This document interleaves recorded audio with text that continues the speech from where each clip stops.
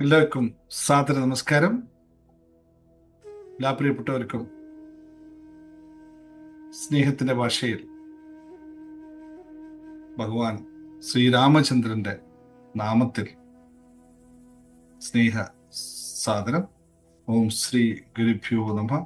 എല്ലാ ഗുരു പരമ്പരകൾക്കും സാദര നമസ്കാരം. ഇവിടെ സന്നിധരായിരിക്കുന്ന പ്രിയപ്പെട്ട എല്ലാ ആത്മസാധകർക്കും വിനീതമായ നമസ്കാരം. നമ്മൾ കഴിഞ്ഞ 3 ദിവസങ്ങളായി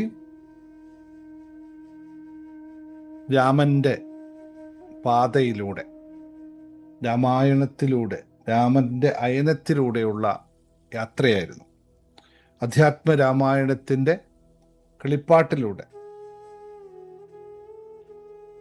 നമ്മൾ യാത്ര ചെയ്തുകൊണ്ടിരിക്കുന്നു. അത് കേവലം ഒരു പാരായണം എന്നതിൻ്റെ അപ്പുറത്തേക്ക്, കേവലം ഒരു കവിത അല്ലെങ്കിൽ ഒരു പദ്യാലാപനം എന്നതിൻ്റെ അപ്പുറത്തേക്ക് അതിൻ്റെ അർത്ഥവും ആന്തരികാർത്ഥവും തേടുക എന്നതാണ് നമ്മളുടെ ഈ ഉദ്യമം. ആധ്യാത്മിക വഴിയിലൂടെ അല്ലെങ്കിൽ ആത്മജ്ഞാനത്തിൻ്റെ ദീപം നമുക്ക് തെളിയിക്കാൻ നമ്മളതിൻ്റെ ഓരോ വരികളിലൂടെയും സഞ്ചരിക്കേണ്ടിയിരിക്കുന്നു. അപ്പോൾ കഴിഞ്ഞ 3 ദിവസത്തെ കാര്യങ്ങൾ നമ്മൾ ആദ്യത്തെ ദിവസവും 2-3 ദിവസങ്ങൾ നമ്മൾ ഇതിനെപ്പറ്റി സംസാരിച്ചു. നിങ്ങളെല്ലാം കേട്ട് കാണുമെന്ന്. രാമായണത്തിലെ ആദ്യത്തെ ഉമാമഹേശ്വര സംവാദത്തിലേക്ക് കടക്കുന്നതിന് മുമ്പ് എഴുത്തച്ഛൻ രാമായണത്തെയും മറ്റു കാര്യങ്ങളെ പറ്റിയും വിശദമാക്കിയതിൻ്റെ വരികളിലൂടെ നമുക്ക് ഇന്നും യാത്ര ചെയ്യാം. അധ്യാത്മ രാമായണത്തിൻ്റെ മഹത്വവും ശ്രീരാമ അവതാരത്തിൻ്റെ ലക്ഷ്യവുമാണ് ഇന്നത്തെ നമ്മുടെ പ്രതിപാദ്യ വിഷയം. അധ്യാത്മ പ്രതീകമാമത്യം രഹസ്യമീ തദാത്മ്യാരാമായണം മൃത്യുശാനകാ പ്രോക്തം അധ്യായനം ചെയ്തിടും മർത്യജന്മികൾക്കെല്ലാം മുക്തി സിദ്ധിക്കുമ സന്ധിഗിതം ജന്മം കൊണ്ടേ എന്നും. ഭക്തി കൈകൊണ്ട് കേട്ടുകൊള്ളുവിൻ ചൊല്ലിടുവാൻ എത്രയും ചുരുക്കി ഞാൻ രാമമഹാത്മ്യമെല്ലാം ബുദ്ധിമത്തുക്കളായുള്ളോരിക്കഥ കേൾക്കുനാകിൽ ബദ്ധരാകിലുമുടൻ മുക്തരായി വന്നുകൂടും.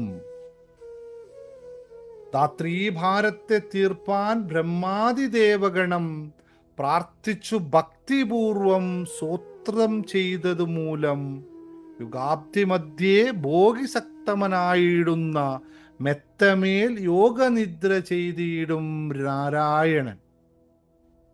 ധാത്രീമണ്ഡലം തന്നിൽ മാർത്താണ്ഡകുലത്തിങ്കൽ ധാത്രീന്ദ്രൻ വീരൻ ദശരഥൻ തനയാനായതിനായി രാത്രിചരാകളായ രാവണാദികൾ തന്നെ മാർത്താണ്ഡാത്മജപുരം പ്രാപിച്ചോരു ശേഷം ആദ്യമാം ബ്രഹ്മത്വം പ്രാപിച്ച ദേവാന്തവാക്യ വേദ്യനാം സീതാപതി ശ്രീരാമപാദം വന്ദിക്കുന്നേൻ. അപ്പോൾ പ്രിയപ്പെട്ടവരെ, ഇന്നത്തെ പാരായണ ഭാഗം അധ്യാത്മരാമായണത്തിൻ്റെ യാഥാർത്ഥ്യ ലക്ഷ്യം എന്താണെന്നും ശ്രീരാമ അവതാരം എന്തിനു വേണ്ടിയാണ് സംഭവിച്ചതെന്നും വ്യക്തമാക്കുന്ന അതീവ പ്രാധാന്യമുള്ള ഭാഗമാണ്. രാമായണം ഒരു കഥയായി മാത്രം കേൾക്കേണ്ടതല്ല എന്ന് നമുക്കെല്ലാവർക്കും അറിയാം. പക്ഷേ എത്ര പേർ അതിൻ്റെ ആന്തരികാത്മാവിലേക്ക് കടന്നു ചെല്ലാൻ ശ്രമിക്കുന്നുണ്ട് എന്നതൊന്ന് പുനഃപരിശോധിക്കേണ്ടതാണ്. നമ്മുടെ ഉള്ളിലെ ഇരുട്ടി നീക്കി ആത്മബോധത്തിൻ്റെ പ്രകാശം തെളിയിപ്പിക്കുന്ന ആ ആത്മീയ ഗ്രന്ഥത്തെ അല്ലെങ്കിൽ ആത്മീയ ഗ്രന്ഥമായി സ്വീകരിക്കാനുള്ള ഒരു മുഖ്യ സന്ദേശമാണ് എഴുത്തച്ഛൻ ഇതിലൂടെ സാധ്യമാക്കിയത്. അപ്പോൾ ഓരോ വരികളും എടുത്ത് പരിശോധിച്ചാൽ അധ്യാത്മ പ്രതീകാത്മികം രഹസ്യമിത് എന്താണ്? അധ്യാത്മരാമായണം ആത്മജ്ഞാനത്തിൻ്റെ ദീപം തെളിയിക്കുന്ന അത്യന്തം രഹസ്യമായ ഗ്രന്ഥമാണെന്ന് ഇവിടെ വിവക്ഷിക്കുന്നു. അപ്പോൾ ഇവിടെ അധ്യാത്മം എന്നത് കേവലം ഒരു പൂജയോ ആചാരമോ അല്ലെങ്കിൽ മതാനുഷ്ഠാനമായ ചടങ്ങുകളൊന്നുമല്ല. ഞാൻ യഥാർത്ഥത്തിൽ ആരാണെന്ന ആത്മബോധത്തിലേക്കുള്ള, അല്ലെങ്കിൽ എൻ്റെ ജീവിതത്തിൻ്റെ ലക്ഷ്യം എന്താണെന്നും സുഖവും ദുഃഖവും മാറി മാറി വരുമ്പോൾ മാറ്റമില്ലാതെ ഉള്ളിൽ നിലനിൽക്കുന്ന സത്യം എന്താണ് എന്നുള്ള അന്വേഷണമാണ് അധ്യാത്മം എന്നത്. നോക്കൂ, ഒരു മുറിയിൽ വർഷങ്ങളായി ഇരുട്ടുണ്ടായിരുന്നാലും ഒരു ചെറിയ വെളിച്ചം തെളിയിച്ചാൽ ഉടനെ ഇരുട്ടങ്ങ് മാറും. അല്ലാതെ അവിടെ ഇരുട്ടിനെ വടികൊണ്ടടിച്ചോ കൈകൊണ്ട് നീക്കിയോ പുറത്താക്കേണ്ട ആവശ്യമൊന്നുമില്ല. അവിടെ വെളിച്ചമാണ് വേണ്ടി. ഇരുട്ടിനെ മാറ്റാൻ അവിടെ വെളിച്ചം തെളിയിക്കുക മാത്രമാണ് വഴി. വെളിച്ചം വന്നാൽ എന്ത് സംഭവിക്കും? ഇരുട്ട് സ്വയമില്ലാതെ ആകുന്നു എന്ന്. അതുപോലെയാണ് അജ്ഞാനവും ഭയവും തെറ്റായ ധാരണകളുമൊക്കെ നിറഞ്ഞിരിക്കുന്ന മനുഷ്യ ജീവിതത്തിൻ്റെ ആത്മജ്ഞാനത്തിൻ്റെ ചെറിയൊരു ദീപം തെളിയിക്കാൻ ഇതുപോലുള്ള സത്സംഗങ്ങളിലൂടെ സാധിച്ചാൽ തന്നെ ആ ജീവിതത്തോടുള്ള സമീപനം ആൾക്കാർക്ക് മാറുന്നു എന്നുള്ളത്. അപ്പോൾ പ്രശ്നങ്ങളെല്ലാം ഉടനെ ഇല്ലാതാകുന്നതല്ല അതിൻ്റെയൊക്കെ അർത്ഥമെങ്കിലും നമ്മുടെ പ്രശ്നങ്ങളെ കാണുന്ന ആ ബോധം ഒന്ന് മാറ്റാൻ കഴിയും. അതുകൊണ്ട് അധ്യാത്മ പ്രദീപം എന്ന് ഗുരു വിളിച്ചത്. പിന്നെയോ അടുത്ത വരിയിൽ പറയുന്നു, തദാത്മ്യരാമായണം മൃദുശാസന പ്രോക്തമെന്ന്. അധ്യാത്മരാമായണം മൃദുശാസനമായ യമധർവൻ ഉപദേശിച്ചതാണെന്ന് കവി ഇവിടെ സൂചിപ്പിക്കുന്നുണ്ട്. അത് മറ്റൊരു വിഷയം ഇതിലൂടെ പറയുന്നത് യമധർമ്മൻ ഉപദേശിച്ചാണെന്നൊരു വ്യാഖ്യാനം കൂടി അവിടെ ഉണ്ട്. അപ്പോൾ പാരമ്പര്യമായി നമ്മൾ വ്യാഖ്യാനത്തിൽ മരണത്തിൻ്റെ നിയമം അറിയുന്ന ദൈവീക ശക്തിയിൽ നിന്ന് ലഭിച്ച മോക്ഷജ്ഞാനം എന്ന ആശയം കൂടി ഇവിടെ മൃദു ശാസനാപോക്തം, അതിൽ നിന്ന് പോലും രക്ഷിക്കാൻ പറ്റുമെന്ന്.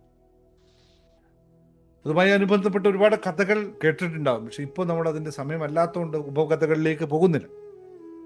മരണം മനുഷ്യൻ്റെ ഏറ്റവും വലിയ ഭയങ്ങളിലൊന്നാണ്. എന്തുകൊണ്ട്? ശരീരം നശിക്കുമെന്ന ബോധമാണ് ഈ ഭയങ്ങളുടെ എല്ലാം അടിസ്ഥാനം. എന്നാൽ വേദാന്തം എന്താണ് പറയുന്നത്? നശിക്കുന്നത് ശരീരമാണെന്നും ആത്മാവിന് നാശമില്ലാത്തതാണെന്നും നമുക്കറിയാം. അപ്പോൾ നശിക്കുന്ന ആ പഞ്ചഭൂതങ്ങളിൽ ലയിക്കേണ്ടതായ അതിൽ മാത്രം ഉണ്ടായിട്ടുള്ള ശരീരത്തെ ഓർത്താണ് നമ്മൾക്ക് മരണത്തോടുള്ള ഭയമുള്ളത്. അതിനാൽ മരണഭയത്തെക്കുറിച്ച് അറിയുന്നവൻ ജീവിതത്തെക്കുറിച്ചുള്ള ഏറ്റവും വലിയ രഹസ്യവും അറിയുന്നു എന്നുള്ളതാണ്. അല്ല, മരണത്തെക്കുറിച്ച് അറിയുന്നവൻ അവൻ അറിയണം. അപ്പോൾ മാത്രമേ ജീവിത രഹസ്യവും അവൻ അറിയാൻ പറ്റുള്ളൂ. ജനനവും മരണവും കടന്നു നിൽക്കുന്ന ആത്മതത്വത്തെ, അതാണ് അധ്യാത്മരാമായണം. അധ്യയനം ചെയ്തിടും മർത്യജന്മികൾക്കെല്ലാം മുക്തി സിദ്ധിക്കുമാ ജന്മം കൊണ്ടേ എന്നും. അതായത് ഈ മുക്തി എന്ന് പറയുന്നത് മരണശേഷം മറ്റൊരു ലോകത്ത് ലഭിക്കുന്ന അവസ്ഥയായി കാണേണ്ടതല്ല. ജീവിതത്തിൽ നമ്മെ ബന്ധിച്ചു നിർത്തുന്ന മാനസിക ബന്ധനങ്ങളിൽ നിന്നുള്ള മോചനമാണ് മുക്തി എന്നത്. അപ്പോഴോ ഇത് അധ്യയനം ചെയ്താൽ മർത്യന് മുക്തി സിദ്ധിക്കുമെന്നാണ് പറഞ്ഞത്. കോപം നിയന്ത്രിക്കുമ്പോൾ കോപത്തിന്റെ അടിമയാകാതിരിക്കണം. മറ്റുള്ള അഭിപ്രായം നമ്മുടെ സന്തോഷം നിയന്ത്രിക്കുമ്പോൾ നാം അവരുടെ അംഗീകാരത്തിന്റെ അടിമകളായി മാറിപ്പോകും. പഴയ വേദനകൾ വീണ്ടും വീണ്ടും ഓർത്തുകൊണ്ടിരിക്കുമ്പോൾ നമ്മൾ ഭൂതകാലത്തിന്റെ തടവറയിലായി പോകും. അങ്ങനെ ഇത്തരം ബന്ധനങ്ങളിൽ നിന്നെല്ലാം മനസ്സിനെ മോചിതമാക്കണം. സാഹചര്യങ്ങൾ മാറിയാലും ഉള്ളിൽ സമാധാനം നിലനിൽക്കുന്ന അവസ്ഥയാണ് ജീവിത മുക്തിയുടെ തുടക്കം. അപ്പൊ രാമായണം നമ്മളെ അതിലേക്കാണ് നയിക്കുന്നത്. ഓരോ വരികളിലൂടെയും എഴുത്തച്ഛൻ നമ്മളോട് പറയുന്നു ആ മുക്തിയിലേക്കാണ് പോകുന്നത്. കഴിഞ്ഞ പ്രാവശ്യം ഒരു ചർച്ചയുണ്ടായിരുന്നു.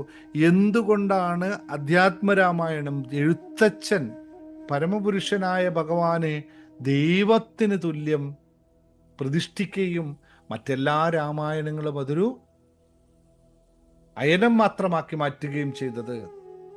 ഇവിടെയാണ് പ്രത്യേകത. ഇവിടെയാണ് പറയുന്നത് നമ്മുടെ മനസ്സിനെ ശാന്തമാക്കാനുള്ള, ഏറ്റവും ബന്ധനത്തിൽ നിന്ന് മനസ്സ് മോചിതമാക്കണമെങ്കിൽ നമുക്ക് ആ ദൈവീകമായ കാഴ്ചപ്പാട് തന്നെ ആവശ്യമാണ് എന്നുള്ളതാണ്.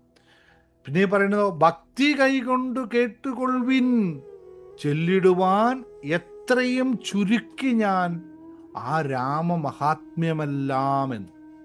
ഭക്തിയോടെ നിങ്ങൾ കേട്ടോളൂ. കാരണം ഭക്തിയില്ലാതെ നമുക്ക് ഒന്നും ഈശ്വര സന്നിധിയിലേക്ക്, അല്ല ഈശ്വരജ്ഞാനം, ഈശ്വരബോധം നിലനിർത്താൻ സാധിക്കില്ല.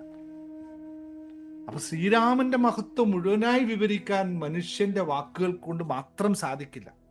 അതിനപ്പുറം അതിനെ ചുരുക്കി പറയുന്നുണ്ടെങ്കിലും ഭക്തിയോടെ കേട്ടാൽ മാത്രമേ അത് സാധിക്കുള്ളൂ. കാരണം ഇവിടെ ഭക്തി എന്നത് അന്ധമായി വിശ്വസിക്കുക എന്നതല്ല അതിൻ്റെ അർത്ഥം.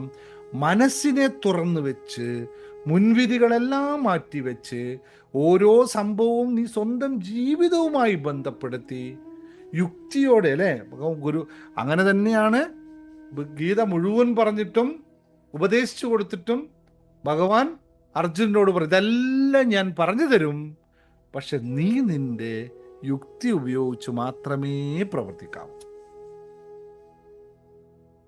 അതുപോലെ തന്നെയാണ് ഇവിടെ പറഞ്ഞത്. രാമായണം മുഴുവൻ കേൾക്കുന്നുവെങ്കിലും രാമന്റെ തെറ്റുകൾ, അല്ല രാവണന്റെ തെറ്റുകൾ മാത്രം കാണുന്നല്ല, മറ്റൊരാൾ സ്വന്തം അഹങ്കാരത്തെ തിരിച്ചറിയുന്നത്, അവനവൻ സ്വന്തം അഹങ്കാരത്തെ തിരിച്ചറിയുക എന്നതാണ് കഴിവ്. ഒരാൾ കൈകഴുകിയെ കുറ്റപ്പെടുത്തുകയല്ല, മറ്റൊരാൾ തൻ്റെ മനസ്സുമായി തെറ്റായി സ്വാധീനിക്കുന്ന അത്തരം ചിന്തകളെ തിരിച്ചറിയുക എന്നുള്ളതാണ് ഇവിടെ മനസ്സിലാക്കേണ്ടത്. സീതയുടെ ദുഃഖം മാത്രം കണ്ടത് കാര്യമില്ല, നമ്മളുടെ ജീവിതത്തിലും ആത്മഫലത്തെ മനസ്സിലാക്കാനുള്ള തയ്യാറെടുപ്പുകൾ നടത്തണം. അതുകൊണ്ട് ഭക്തിയോടെ കേൾക്കുക എന്നത് കഥയുടെ പുറംരൂപം കടന്ന് അതിൻ്റെ ഉള്ളിലുള്ള ജീവിത സന്ദേശത്തെ സ്വീകരിക്കുക എന്നുള്ളതാണ്. പിന്നെയോ, ബുദ്ധിമത്തുക്കളായോരു ഇക്കഥ കേൾക്കുവാനാകിൽ ബദ്ധരാകിലുമുടൻ മുക്തരായി വന്നുകൂടും. വിവേകത്തോടെ ആര് ഈ കഥ കേൾക്കുന്നുവോ അവരെല്ലാവരും ബന്ധനത്തിൽ നിന്നിരുന്നാലും മോചനത്തിലേക്ക് എത്തുമെന്നാണ് പറയുന്നത്. ഇവിടെ ബുദ്ധിമാൻ എന്ന് പറയുന്നത് അധികം പഠിച്ചവനോ പണ്ഡിതനോ ഒന്നുമല്ല, കേട്ടതിൻ്റെ ഉള്ളർത്ഥം അറിഞ്ഞ് ജീവിതത്തെ പ്രയോഗിക്കുന്നവനെയാണ് യഥാർത്ഥ ബുദ്ധിമാൻ എന്ന് പറയുന്നത്. ഇപ്പൊ 100 പ്രാവശ്യം രാമായണം വായിച്ചിട്ടും കോപവും അഹങ്കാരവും അനീതിയും കുറയുന്നില്ലെങ്കിൽ അത് വെറും വായന മാത്രമാണ്. എന്നാൽ ഒരൊറ്റ വരി മനസ്സിലാക്കി ജീവിതത്തിൽ മാറ്റം വരുത്തിയാൽ മതി. അതാണ് യഥാർത്ഥ പാരായണം എന്നത്. ഇവിടെ ശ്രീരാമ അവതാരത്തിന്റെ കാരണത്തിലേക്ക് കവി കടക്കുന്നത് മറ്റൊരു രൂപത്തിലാണ്. ധാത്രീ ഭാരത്തെ തീർക്കുവാൻ ബ്രഹ്മാദി ദേവഗണം പ്രാർത്ഥിച്ചു ഭക്തിപൂർവം സ്തോത്രം ചെയ്തത് മൂലമാണ്. ഭൂമിയുടെ, ധാത്രിയുടെ ഈ ഭാരത്തെ തീർക്കാൻ വേണ്ടി ബ്രഹ്മാവും മറ്റു ദേവതകളും ഭക്തിയോടെ പ്രാർത്ഥിച്ചത് കൊണ്ട്, വിഷ്ണു ഭഗവാന്റെ മുന്നിൽ പോയി ഭക്തിയോടെ പ്രാർത്ഥിച്ചത് കൊണ്ടാണ് അങ്ങനെ സംഭവിച്ചത്. നമ്മുടെ ഭൂമിയുടെ ഭാരം എന്നത് മണ്ണിന്റെ ഭാരത്തെക്കുറിച്ചല്ല പറയുന്നത്. ഇവിടെ നടക്കുന്ന അനീതിയും അധർമ്മവും അഹങ്കാരവും ഹിംസകളും അധികാര ദുരുപയോഗവും ഒക്കെ വർദ്ധിച്ച് ജീവജാലങ്ങൾ ദുരിതത്തായ അവസ്ഥയിലേക്കാണ് ഭൂമി ഭാരത്തെ പറ്റുന്നത്. അങ്ങനെ രാവണൻ ശക്തനുമായിരുന്നു, പണ്ഡിതനുമായി, പക്ഷെ വിനയം ഉണ്ടായില്ല. അധികാരം സേവനത്തിന് ഉപയോഗിച്ചില്ല, സ്വാർത്ഥമായ ആഗ്രഹങ്ങൾ നിറവേറ്റാനാണ് ഉപയോഗിച്ചത്. അതുകൊണ്ട് അവൻ്റെ ശക്തി ഭൂമിക്ക് ഭാരമായി മാറിപ്പോയി എന്ന്. അപ്പോൾ നമ്മുടെ ജീവിതത്തിലെ കഴിവുകളും പണവും സ്ഥാനവും അറിവും ഒന്നും തെറ്റല്ല. എന്നാൽ അവയൊക്കെ നമ്മുടെ അഹങ്കാരവുമായി ചേർന്നാൽ മറ്റുള്ളവർക്ക് അതൊരു ഭാരമായി മാറും. കരുണയോടെയും ധർമ്മത്തോടെയും ചേർന്ന് അനുഗ്രഹമാക്കി മാറ്റണമെന്നാണ് ഈ പറഞ്ഞതിൻ്റെ അർത്ഥം. അടുത്ത വരികൾ പറയുന്നു, മഹാവിഷ്ണുവിൻ്റെ ദിവ്യാവസ്ഥയെ പറ്റിയാണ് പറയുന്നത്. യുഗാബ്ദിമധ്യേ ഭോഗിസക്തമനായിടുന്ന മെത്തമേൽ യോഗനിദ്ര ചെയ്തിടും നാരായണൻ. പാൽക്കടലിന്റെ നടുവിൽ സർപ്പശ്രേഷ്ഠനായ ആദിശേഷനെ ശയ്യയാക്കി യോഗനിദ്രയിൽ കഴിയുന്ന നാരായണനോട് ദേവന്മാർ പ്രാർത്ഥിച്ചു. ഇത് മനോഹരമായ ദൈവിക ചിത്രീകരണം. അതിനൊരു ആന്തരിക അർത്ഥം കൂടിയുണ്ട്. കാണുമ്പോൾ ഒരു പാമ്പിൻ്റെ മുകളിൽ, നിങ്ങൾ പലരും പറഞ്ഞു, നിങ്ങൾ ദൈവം എന്താ പാമ്പിന്റെ മുകളിൽ വസിക്കുന്നതല്ലേ, പാമ്പിന്റെ കുടയായി പിടിക്കുന്നതല്ലേ, ഇതല്ലേ നിങ്ങളുടെ ദൈവം? ഞങ്ങളുടെ ദൈവത്തിനെ പറ്റിയിട്ട് ഒന്ന് ചിന്തിച്ചു നോക്കിയിട്ടുണ്ടോ? പാൽക്കടൽ എന്താണ്? എന്തുകൊണ്ട് വിഷ്ണു പാൽക്കടലിൽ ജീവിക്കുന്നു? ശുദ്ധബോധത്തിന്റെ പ്രതീകമാണ് പാൽക്കടൽ. അൺകണ്ടീഷണൽ ആയിട്ടുള്ള ദ അൾട്ടിമേറ്റ് കോൺഷ്യസ്നസ്, ശുദ്ധബോധം. പിന്നെ അതിനെപ്പറ്റി വേറെ എങ്ങനെ പറയാം? എന്താണ്? കടലിന്റെ ഉപരിതലത്തിൽ തിരമാലകൾ ഉണ്ടെങ്കിലും ആഴത്തിലുള്ള ശാന്തതയിലാണ് ഉള്ളത്. അപ്പൊ നമ്മുടെ മനസ്സിന്റെ മുകളിൽ ചിന്തകളും ഭാരങ്ങളും വികാരങ്ങളും ഒക്കെ ഉണ്ടെങ്കിലും തിരമാലകളെ പോലെ അവ ഉയർന്നിടുന്നുവെങ്കിലും എന്നാൽ അതിൻ്റെ ആഴത്തിൽ ശാന്തമായൊരു ആത്മബോധം നിലനിൽക്കുന്നു എന്നതുകൊണ്ടാണ് പാൽക്കടൽ അവിടെ കൊണ്ടുവന്നത്. ഇനിയോ യോഗനിദ്ര എന്ന് പറയുന്നു. ഉറങ്ങുന്ന ആളല്ല, ഉറക്കമേല് യോഗ. നിദ്രയോന്ന് വെച്ചാലാണ്, യോഗത്തിലാണോ യോഗത്തിൽ. അപ്പൊ പുറത്തു നിന്ന് കാണുമ്പോൾ നിശ്ചലമായി തോന്നുന്നുവെങ്കിലും സൃഷ്ടിയെ മുഴുവനായി ബോധത്തോടെ ധരിക്കുന്ന ദൈവികാവസ്ഥ, പൂർണ്ണമായിട്ടുള്ള അവയർനെസ്സിൽ നിൽക്കുന്ന അവസ്ഥ. ഇത്ര മനോഹരമാണ് അവസ്ഥ. നോക്കൂ, അടുത്തായി നാരായണ മനുഷ്യരൂപത്തിൽ അവതരിച്ചതിനെ കുറിച്ച് പറയുന്നുണ്ട്. ധാത്രീ മണ്ഡലം തന്നിൽ മാർത്താണ്ഡ കുലത്തിങ്കൽ ധാത്രീന്ദ്രവീരൻ ദശരഥന് തനയനായി വന്നു. ദശരഥന്റെ പുത്രനായിട്ട് തന്നെ വന്നു. ഭൂമിയിൽ സൂര്യവംശത്തിൽ ധാത്രീമണ്ഡലം രാജശ്രേഷ്ഠനായ ദശരഥന്റെ പുത്രനായി നാരായണൻ ജനിച്ചു. അതാണ് ശ്രീരാമ അവതാരം. അപ്പൊ മാർത്താണ്ഡൻ എന്ന് പറഞ്ഞ, മാർത്താണ്ഡൻ എന്ന് പറഞ്ഞ സൂര്യനെയാണ്. മാർത്താണ്ഡ കുലത്തിങ്കൽ സൂര്യവംശത്തിൽ. സൂര്യൻ പ്രകാശത്തിന്റെയും ധർമ്മത്തിന്റെയും സാക്ഷിത്വത്തിന്റെയും പ്രതീകമാണ്. വെറുതെ അല്ല സൂര്യവംശത്തിൽ ജനിച്ചത്. എല്ലായിടത്തും പ്രകാശം പരത്തുന്നതും ധർമ്മം നിലനിർത്തുകയും എല്ലാം കണ്ടുകൊണ്ടിരിക്കുന്ന ആളായ സൂര്യന്റെ. ശ്രീരാമൻ ആ സൂര്യകുലത്തിൽ ജനിച്ചു എന്നത് ലോകത്തിന്റെ ഇരുട്ട് നീക്കാൻ ധർമ്മത്തിന്റെ പ്രകാശം അവതരിച്ചു എന്നതാണ് ഇവിടെ പ്രതീകമായി പറയുന്നത്. എത്ര എത്ര അർത്ഥവത്താണ് ഓരോ കാര്യങ്ങളും. ഒന്ന് ആലോചിച്ച് നോക്ക്. ഒന്ന് നമുക്കൊക്കെ ചിന്തിക്കാൻ പറ്റും. അന്നത്തെ നമ്മൾ ഋഷീശ്വരന്മാരുടെ അവതരണം എന്ത് എന്ത് എന്ത് എത്ര എത്ര ആഴത്തിലാണ് ഇതൊക്കെ പോയിരിക്കുന്നത്. ഒന്ന് ശ്രദ്ധിച്ചു നോക്കും. ദൈവം എന്തുകൊണ്ട് മനുഷ്യരൂപത്തിൽ അവതരിക്കണം? അവിടെയും ചോദ്യമുണ്ട്. ദൈവമൊക്കെ നിങ്ങൾ മനുഷ്യരൂപത്തിലാണോ ജീവിക്കുന്നത്? ദൈവം ആകാശത്തിൽ നിന്ന് ഉപദേശം നൽകുന്ന ഒരാളൊന്നുമല്ല. അത് നൽകിയിരുന്ന മനുഷ്യരൊന്നും അനുസരിക്കാൻ പ്രയാസമില്ലേ? നമ്മൾ പലതും കേട്ടിട്ടുണ്ട്. ആകാശത്ത് നേരിട്ട് ദൈവം നേരിട്ട് ഇറക്കി കൊടുത്ത പുസ്തകമാണ്. ആ പുസ്തകത്തോട് എന്താ കാര്യം? നമുക്ക് നമ്മുടെ കഥകളിലൂടെയാണ്, നമ്മുടെ ജീവിതത്തിൽ നിന്ന് കിട്ടുന്ന പുസ്തകമാക്കിയാലേ നമുക്ക് കാര്യം. ദൈവം ഇറക്കി കൊടുത്ത പുസ്തകം നമുക്ക് ആവശ്യമില്ല. അതുകൊണ്ട് എങ്ങനെ ജീവിക്കണമെന്ന് സ്വന്തം ജീവിതത്തിലൂടെ കാണിച്ചു തരാനാണ് ഭഗവാൻ ശ്രീരാമനായി മനുഷ്യനായി അവതരിച്ചത്.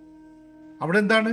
പിതാവിന്റെ വാക്ക് പാലിക്കുന്ന പുത്രൻ, സഹോദരനെ സ്നേഹിക്കുന്ന സഹോദരൻ, ഭാര്യയെ ആദരിക്കുന്ന ഭർത്താവ്, ജനങ്ങളുടെ ഉത്തരവാദിത്വം ഏറ്റെടുക്കുന്ന രാജാവ്, പരീക്ഷണങ്ങൾക്കിടയിലും ധർമ്മം കൈവിടാത്ത മനുഷ്യൻ. അടുത്ത വരികളിലോ പിന്നെയും പറയുന്നു, രാവണാദികളുടെ നാശത്തെ പറയുന്നു. നേരത്തെ പറഞ്ഞ ഈ വാക്കുകളൊക്കെ ഇപ്പോഴുള്ള ഒരു ജന്മത്തെ കൂടി ഒന്ന് കണക്ട് ചെയ്യേണ്ട ആവശ്യമുണ്ട്. അത്രയും പ്രഗത്ഭനായ ഒരാളാണ് നമ്മുടെയൊക്കെ ഇന്നത്തെ രാജാവെന്ന് ഇപ്പോൾ പറയാൻ പാടില്ലെങ്കിലും ഇതൊക്കെ അദ്ദേഹത്തിൽ നമുക്ക് കാണാൻ പറ്റും. രാത്രി ചാരികളായ രാവണാദികൾ തന്നെ മാർത്താണ്ഡാത്മജപുരം പ്രാപിച്ചോരു ശേഷമെന്ന്. രാത്രിയിൽ സഞ്ചരിക്കുന്നവരാണ് രാക്ഷസന്മാർ. അവരൊക്കെ രാവണാദികൾ യമപുരിയിലേക്ക് അയച്ച ശേഷം എന്നാണ് ഈ വരിയുടെ അർത്ഥമാക്കുന്നത്. അപ്പൊ മാർത്താണ്ഡാത്മജൻ വീണ്ടും സൂര്യപുത്രനായ യമധർമ്മനെ ആണ് സൂചിപ്പിക്കുന്നത്. അദ്ദേഹത്തിന്റെ പുരം മരണലോകം അല്ലെ, അവിടെ എന്നാണ് ഉദ്ദേശിക്കുന്നത്. അപ്പൊ അവിടേക്ക് അയച്ചതെന്ന്. അപ്പൊ എന്നാൽ രാവണവധത്തെ ഒരു യുദ്ധവിജയമായിട്ട് മാത്രം കാണരുത് എന്നുള്ളൊരു അഭ്യർത്ഥന കൂടി നമുക്ക് ഇവിടെ വെക്കാനുണ്ട്.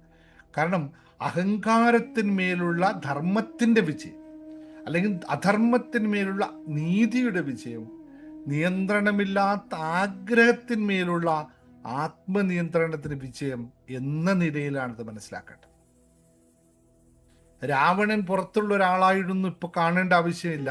നമ്മുടെ ഉള്ളിലുള്ള അമിതമായ അഹങ്കാരം, ആസക്തി, അധികാരമോഹം, ഇവയൊക്കെ, അല്ലെങ്കിൽ മറ്റുള്ളവരുടെ അവകാശത്തെ അവഗണിക്കുന്ന മനോഭാവം എന്നിവയൊക്കെയാണ് രാവണ സ്വഭാവം എന്ന് പറയുന്നത്.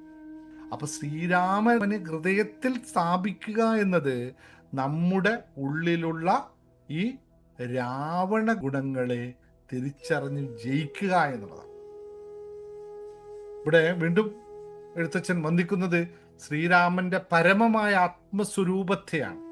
ആദ്യമാം ബ്രഹ്മത്വം പ്രാപിച്ച വേദാന്തവാക്യ വേദനാഖ്യാനാം സീതാപതി ശ്രീപാദം വന്ദിക്കുന്നു. വേദാന്ത വാക്യങ്ങളുടെ മാത്രം അറിയപ്പെടുന്ന പരബ്രഹ്മ സ്വരൂപനായ സീതാപതി ശ്രീരാമന്റെ തിരുവടികളെ ഞാൻ വന്ദിക്കുന്നു എന്ന് പറയുന്നു. അപ്പൊ ശ്രീരാമൻ ദശരഥപുത്രനായ ചരിത്ര പുരുഷൻ മാത്രമല്ലെന്നും വേദാന്തം മുഴുവൻ അന്വേഷിക്കുന്ന പരമസത്യത്തിന്റെ പ്രത്യക്ഷ രൂപം എന്നതുമാണ് അധ്യാത്മരാമായണത്തിന്റെ പ്രത്യേകത. അവിടെ ബ്രഹ്മത്തിൽ പറയുന്നുണ്ട് ആയാത്മാം ബ്രഹ്മ എന്ന്. ആത്മാവ് തന്നെയാണ് ബ്രഹ്മമെന്ന് നമ്മുടെ വേദത്തിൽ പറയുന്നു. മറ്റൊന്നുമല്ല, തത്വമസി, ആ പരമസത്യം ആരാണ്? നീ തന്നെയാണ്. അപ്പൊ വേദാന്തത്തിൽ ഇത്തരം മഹാവാക്യങ്ങളെ സൂചിപ്പിക്കുന്ന ആത്മതത്വം തന്നെയാണ് ശ്രീരാമ സ്വരൂപമായി അവതരിച്ചിരിക്കുന്നത് എന്ന് ശ്രദ്ധിക്കൂ. വീണ്ടും ശ്രദ്ധിക്കണം, വേദാന്തത്തിലൊക്കെ പറഞ്ഞ മഹാവാക്യങ്ങളിലേക്ക് സൂചിപ്പിച്ച ആയാത്മാം ബ്രഹ്മ, ആത്മാവ് തന്നെയാണ് എന്ന്. അപ്പൊ ശ്രീരാമ സ്വരൂപമായി അവതരിച്ചത് മറ്റാരുമല്ല, അതേ ആ പരമ്പൊരുൾ തന്നെയാണ്. അതുകൊണ്ടാണ് രാമനെ പുറത്തുള്ള ദൈവമായി വണങ്ങുന്നതിനോടൊപ്പം ഉള്ളിലുള്ള ധർമ്മബോധത്തെയും ആത്മപ്രകാശത്തെയും തിരിച്ചറിയണമെന്ന് പറയും. ഇതെല്ലാം നമ്മുടെ ഉള്ളിൽ നടക്കുന്ന കാര്യങ്ങൾ തന്നെയാണെന്നും അതോടൊപ്പം നമ്മൾ വായിക്കേണ്ടിയിരിക്കുന്നു. കാരണം രാമായണം, അധ്യാത്മരാമായണം വെറും ഒരു കഥയല്ല, അത് നമ്മളുള്ള ഉള്ളിൽ ആത്മദീപം തെളിയിക്കുന്ന ഗ്രന്ഥമാണെന്ന് മനസ്സിലാക്കണം. രാവണനാകുന്ന ഉള്ളിലെ അഹങ്കാരം, രാക്ഷസ്വരൂപം നിയന്ത്രണമില്ലാത്ത ആഗ്രഹങ്ങളായിരിക്കുമ്പോൾ ഭൂമിഭാരം നമ്മുടെ മനസ്സിൽ അടിഞ്ഞുകൂടിയ കോപം, ഭയം, അസൂയ, പ്രതികാരം എന്നിവയിൽ നിന്നൊക്കെ നമ്മൾ ഉയർത്തുന്ന ഒരു ശ്രീരാമ അവതാരം നമ്മുടെ ഉള്ളിൽ ആ ധർമ്മബോധം ഉണരേണ്ട നിമിഷമായിരിക്കുന്നു. നമ്മുടെ ക്ലാസ്സുകളിലൊക്കെ മുഴുവൻ നമ്മൾ ഇതേ സംഭവത്തെയാണ് പറഞ്ഞുകൊണ്ടിരിക്കുന്നത്.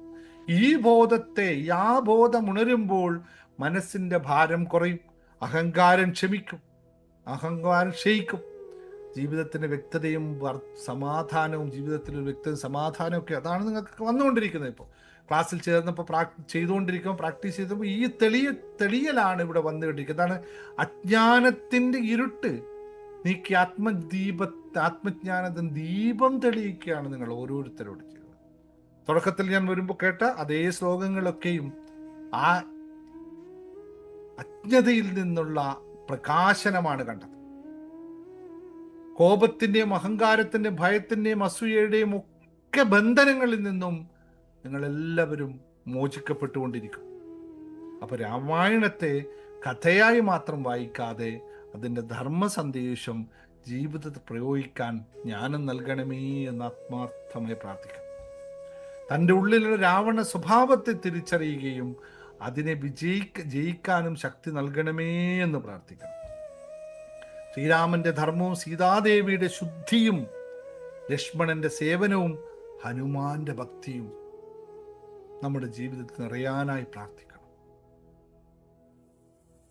ശ്രീരാമ ജയ രാമ, ജയ ജയ രാമ. രാമായണം കേൾക്കുന്നതിന് യഥാർത്ഥ ഫലം കഥ അറിയുന്നതിലല്ല, നമ്മുടെ ഉള്ളിലെ ആത്മജ്ഞാനം മാറി ധർമ്മത്തിന്റെ പ്രകാശം തെളിയിക്കുന്നതാണെന്ന് ഒന്നുകൂടി ഓർമ്മപ്പെടുത്തിക്കൊണ്ട് ഞാൻ ഇവിടെ വാങ്ങുന്നു. നന്ദി, നമസ്കാരം.